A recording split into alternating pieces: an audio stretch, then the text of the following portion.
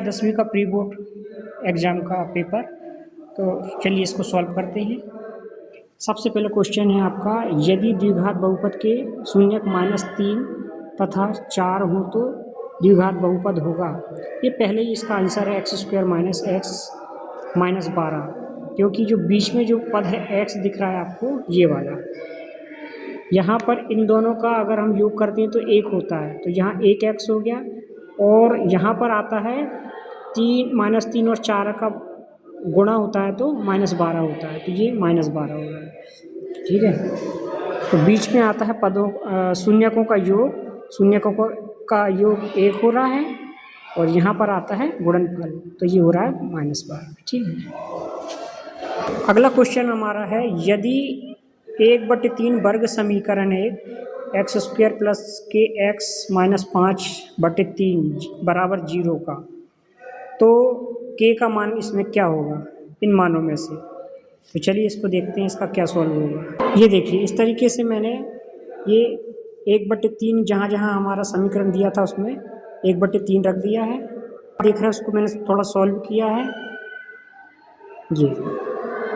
ये इन दोनों संख्याओं को सॉल्व करते करते मैंने एलसीएम लेकर इन दोनों संख्याओं को ले लिया है और k/3 ये कर दिया है। ये आ गया है आपका -14/9 + k/3 बराबर 0। पक्षांतर करने पर ये आ रहा है k/3 बराबर 14/9, और अब ये 3 और 9 को हम 3 से विभाजित कर देते हैं। विभाजित करने पर k बराबर आ रहा है 14/3, तो इसमें हमारा 14/3 ये हमारा बी वाला ऑप्शन सही है। अगला क्वेश्चन है, x अक्ष की धनात्मक दिशा में मूल बिंदु से 4 इकाई पर स्थित बिंदु की y अक्ष की ऋणात्मक दिशा में मूल बिंदु से 4 इकाई पर स्थित बिंदु से दूरी होगी। चलिए इसको सॉल्व करते हैं। देखिए, ये होगा आपका x की धनात्मक दिशा में 4 इकाई की दूरी का बिंदु, और ये होगा y की ऋणात्मक दिशा में y अक्ष का एक बिंदु। इनके दोनों के बीच की दूरी ज्ञात करना है। देखिए, तो इस तरीके से हम फॉर्मूले दूरी का जो सूत्र होता है उसमें इन मानों को रख देते हैं। तो देखिए, इस तरीके से इसको सॉल्व करने पर इसकी दूरी आ रही है 4√2 मात्रक। ये है आपका करेक्ट ऑप्शन बी।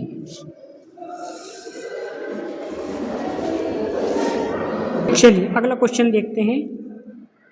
एक 30 मीटर ऊंचे प्रकाश स्तंभ के शीर्ष से एक नाव का अवनमन कोण 45 डिग्री है। नाव की दूरी प्रकाश स्तंभ के आधार से कितनी होगी। चलिए इसको देखते हैं। तो इस तरीके से हम इसको समझते हैं। ये हमारा प्रकाश स्तंभ है 30 मीटर का, और ये हमारा अवनमन कोण है, ये यहाँ से प्रेक्षक देख रहा है, और इस पॉइंट पर हमारी ये नाव है। ठीक है, तो अगर यहाँ 45 डिग्री का अवनमन कोण है तो यहाँ पर भी ये जो कोण बनेगा ये 45 डिग्री का होगा। और जब ये 45 डिग्री का होगा तो इसका और इसका हमें ये दूरी ज्ञात करना है, यहाँ से यहाँ तक की कि नाव कितनी दूर है इस स्तंभ से। ठीक है, तो जब यहाँ 45 डिग्री का कोण होता है और इसका अनुपात जो होता है वो 10 में होता है, 10:45, ये 10:45, तो 10:45 का मान कितना होता है 1। ठीक है, तो जब 1 होता है तो इसके तरीके से हम देखते हैं कि ये लंबाई और ये लंबाई दोनों की सेम आती है। ठीक है, इसको अगर हम पूरा ज्ञात करेंगे तो ये दोनों की लंबाई जो है सेम आएगी।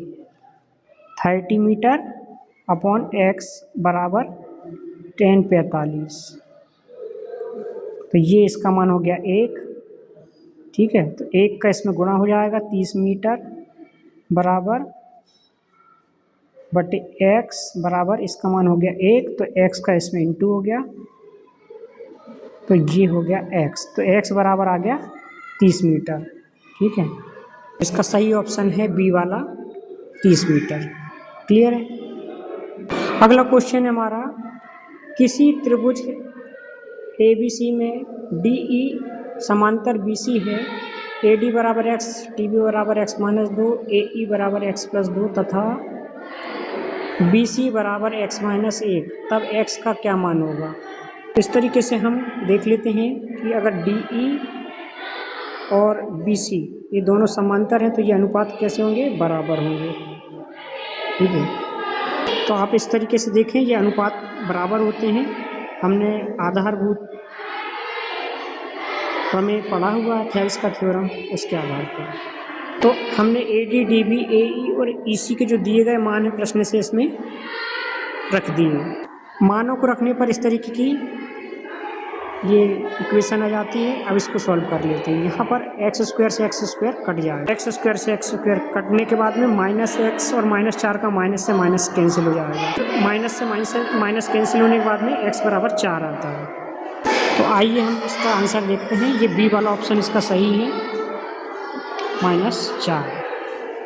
अगला क्वेश्चन इस तरीके से है, यदि रैखिक समीकरण युग्म a1x + b1y + c1 = 0 तथा a2x + b2y + c2 = 0 द्वारा निरूपित दोनों रेखाओं पर बिंदु 0, 0 और 2, 3 स्थित हो तो रैखिक समीकरण युग्म के, इसमें इसका आंसर जो है वो आएगा सी वाला, के अनंत अनेक हल होंगे। क्योंकि इस स्थिति में तभी हो सकती है जब दो रेखाएं समपाती हों। एक रेखा इस तरीके से है और इसी के ऊपर एक और रेखा समपाती होगी, तभी इनके दो बिंदु निकलेंगे। अन्यथा इस कंडीशन में एक भी हल नहीं होता है और यहाँ पर एक ही बिंदु दोनों का हो सकता है, ये प्रतिच्छेदी वाली इसमें, ठीक है। इसका एक ही बिंदु होता है, लेकिन दो बिंदु इसी के हो सकते हैं जो समपाती हो, इसलिए इसके अनंत अनेक हल होंगे। अब हम देखते हैं प्रश्न नंबर 2, रिक्त स्थान। कार्ल फ्रेडरिक गॉस को प्रायः गणितों का खालिस्तान कहा जाता है। इसका सही आंसर होगा गणितज्ञों का राजकुमार होता है, गणितज्ञों का राजकुमार। अगला है, किसी बिंदु की y अक्ष से दूरी उस बिंदु का खालिस्तान कहलाती है। इसका सही आंसर है x निर्देशांक। चलिए अगला करिए, यदि b² - 4ac = 0 हो तो द्विघात समीकरण ax² + bx = c + c = 0 के दोनों मूल होते हैं। तो मूल बराबर अगर हैं, अगर यहाँ बराबर 0 है विभक्तर का मान, तो इसका मतलब मूल बराबर होंगे, ये बराबर। चलिए नेक्स्ट देखते हैं, चौथा रिक्त स्थान। यदि एक रेखा किसी त्रिभुज की दो भुजाओं को एक ही अनुपात में विभाजित करे तो वह तीसरी भुजा के डैश हो जाती है। तो थेल्स के थ्योरम से हमें पता है कि अगर अनुपात बराबर हैं तो भुजाएं निश्चित ही समांतर होंगी, समांतर होती हैं। अब हम देखते हैं पांचवा, वृत्त के केंद्र से जीवा पर डाला गया लंब जीवा को खालिस्तान करता है। तो त्रिज्या,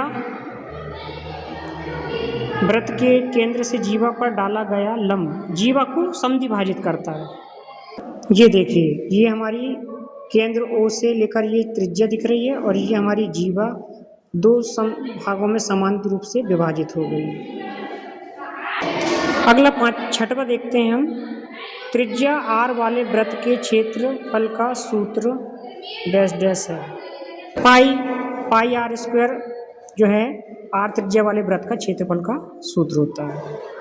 अब हम अटेम्प्ट करते हैं क्वेश्चन नंबर 3, सत्य और असत्य लिखिए। पहला है, संख्याओं के प्रत्येक उभयनिष्ठ अभाज्य गुणनखंड की सबसे छोटी घात का गुणनफल उन संख्याओं का महत्तम समापवर्तक होती है।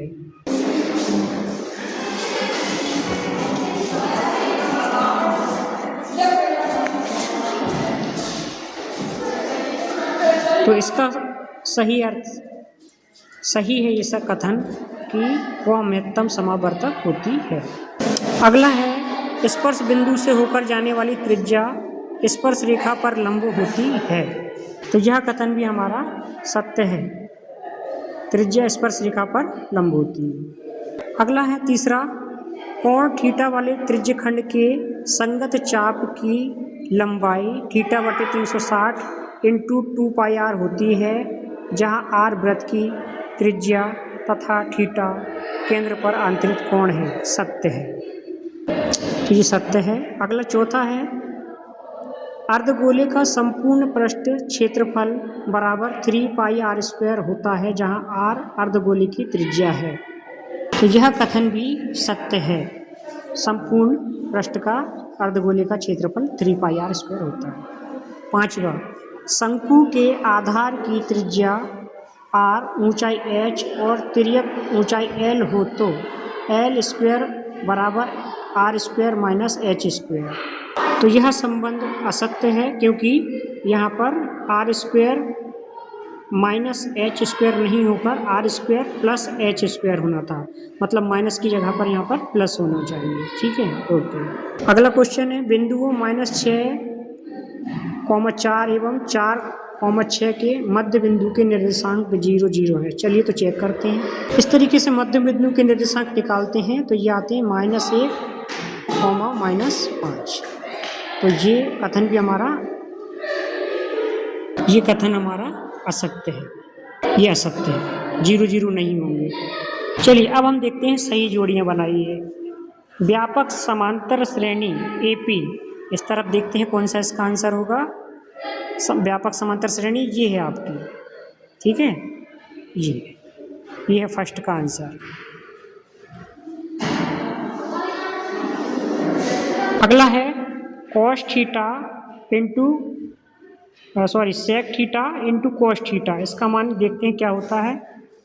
यहाँ पर ये इन दोनों का मान 1 होगा, क्यों होगा देखते हैं। ये देखिए sec theta cos theta, sec theta बटे बराबर होता है 1 बटे cos theta. Cos theta cancel होता है तो क्या बचता है, 1 बचता है।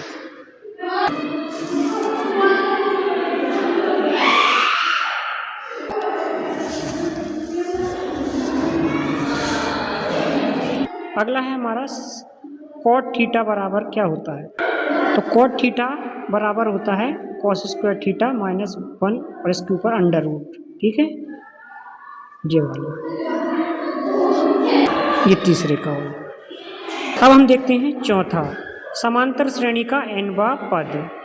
यहाँ समांतर श्रेणी का nवां पद आपको दिख रहा होगा, ये ठीक है, ये है nवां पद, ये आप देख रहे हैं nवां पद है चौथा वाले का।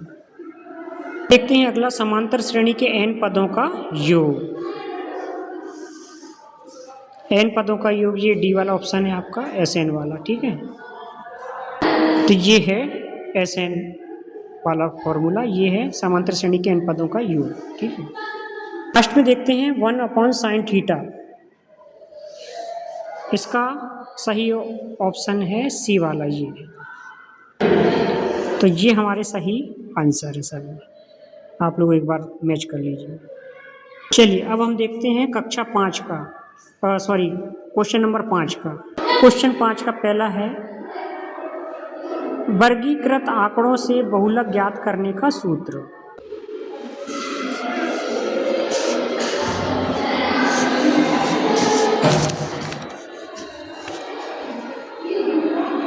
अगला क्वेश्चन है, यदि PE मतलब प्रायिकता का मान है 0.05 तो E नहीं की प्रायिकता क्या है।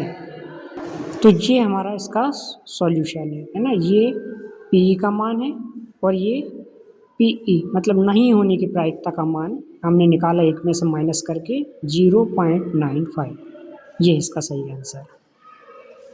अगला क्वेश्चन है, एक वृत्त की कितनी स्पर्श रेखाएं हो सकती हैं। तो इसका सही आंसर है अपरिमित रूप से अनेक। चलिए अगला क्वेश्चन है चौथा, वृत्त के त्रिज्यखंड के क्षेत्रफल का सूत्र लिखिए। तो त्रिज्यखंड का क्षेत्रफल होता है θ/360 इंटू पाई आर स्क्वायर। अगला क्वेश्चन है पांचवा, किसी निश्चित घटना की प्रायिकता कितनी होगी। इसका आंसर सही होगा, इसका सही आंसर होगा 1, निश्चित घटना की प्रायिकता। छठा क्वेश्चन है, बेलन के आयतन का सूत्र लिखिए।